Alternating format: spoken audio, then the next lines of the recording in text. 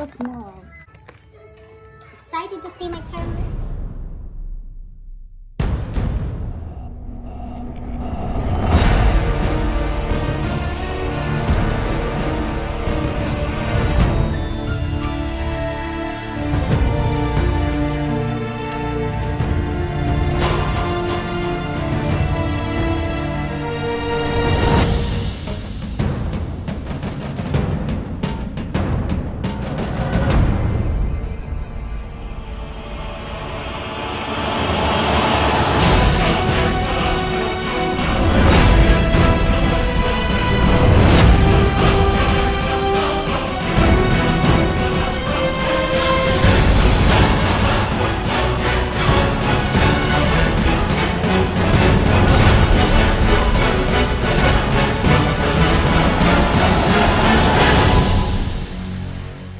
Welcome to the eye.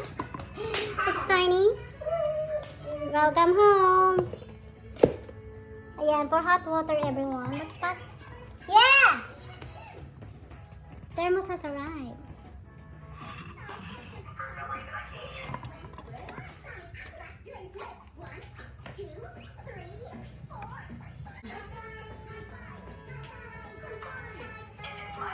After hurricane, tsaka dumating ang aking in-order na thermos sa online.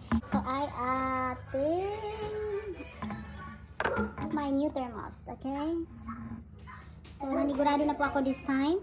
Sakaling magkaroon tayo ng hurricane ulit at mawalan tayo ng kuryente, meron na tayo hot water at least 35 hours ang nakalagay sa description. So, yep. It's only $21 sale siya. Pero kung hindi siya sale, worth of $36 siya. So, ito yung handle niya. It's rubber siya. Good quality. I like it. Okay. So, thermos, everyone.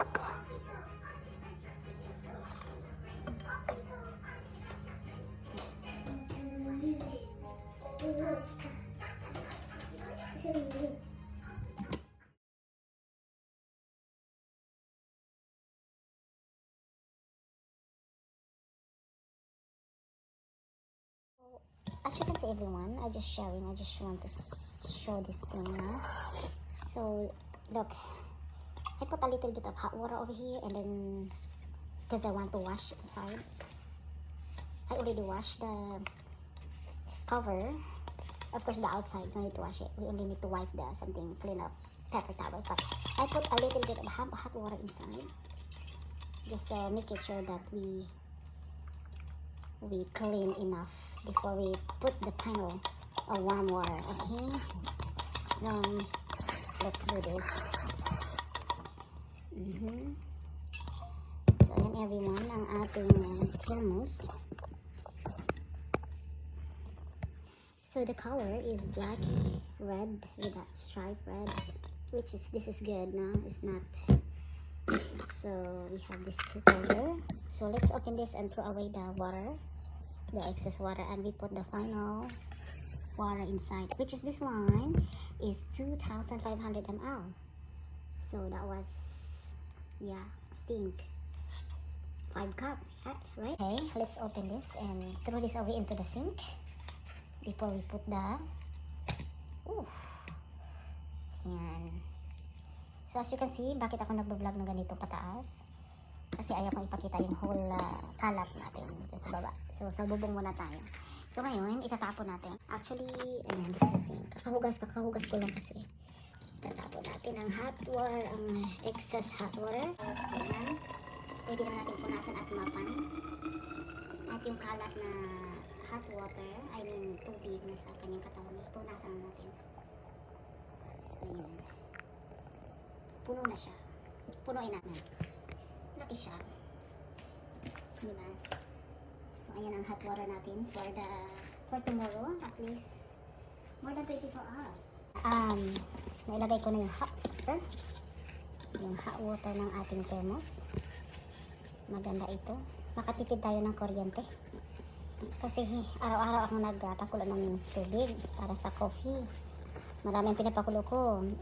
Isang mag lang kailangan ko. Minsan nakakalimutan ko pag i-off agad. So, malaking bagay ito, nakakatipid tayo ng electricity. Okay, so, first, ilagay muna natin itong pinaka, ano niya, para hindi lalabas ang init. Okay. So, ito yung bukas niya. Ito yun, di ba? So, ayan. So, kung gagamitin na natin siya, meron siyang button dito. Red button. I-push lang natin. Ayan. Ano na natin siya. Then, pag-lock, push again. Parang ganyan. Automatic na siya. So, ito, parang ano na lang siya. Ito yung pinaka-main niya. Ito naman siya parang ano lang. Yung nakapatong ng ganyan. Wala siyang silbi. Parang cup lang siya siguro pag ano. Ginagamit lang siya sa pag ano. Ayan, pwede din pala ganyan. Oh. Diba? Ganda. 2,500 ano. Okay, so ito yung handle. And ito yung kanyang katawan. Ito yung harapan. Ito tayo hahawag. Tapos, ayan. Haba siya.